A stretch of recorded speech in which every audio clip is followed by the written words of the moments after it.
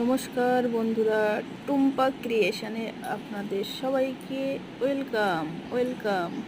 কেমন আছেন বন্ধুরা সবাই? আজকে একটা ছোট্ট টিপস নিয়ে এলাম আপনাদের সামনে।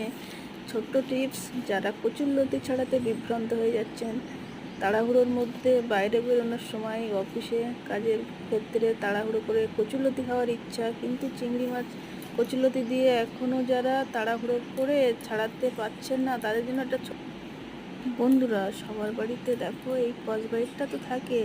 বাসন ঘষা মাজা করার এই তারের জালিটা দিয়ে আলতো হাতে এরকম কচুরলতিটা ছোটো করে আমি কেটে নিলাম, আপনাদের দেখানোর জন্য এরকম ছোট্ট করে কেটে নিলাম। নিয়ে আলতো করে এইভাবে ঘষবেন কচুরলতিটার উপর দিয়ে আস্তে আস্তে করে। এই যে আমি যেভাবে করছি দেখে নিন। এই তারের জালিটা দিয়ে আস্তে আস্তে করে ঘষবেন, দেখবেন কি সুন্দর কচুরলতিগুলো পরিষ্কার হয়ে যায়। তারপরে ঘষা মাজা করে দেখো কীভাবে আমি ছাড়াচ্ছি, এইভাবে ছাড়িয়ে চলে গেছে, পরিষ্কার হয়ে গেছে। আর যদি একটু আধটু ছাল লেগে থাকে, তাহলে সবার হাতে তো নখ আছে, নখ দিয়ে একটু ছিঁড়ে কেটে চিমটি কেটে এইগুলো পরিষ্কার করে দেবেন। দেখুন কী সহজ পদ্ধতিতে মানে হয়ে গেল, ছাড়ানো হয়ে গেল।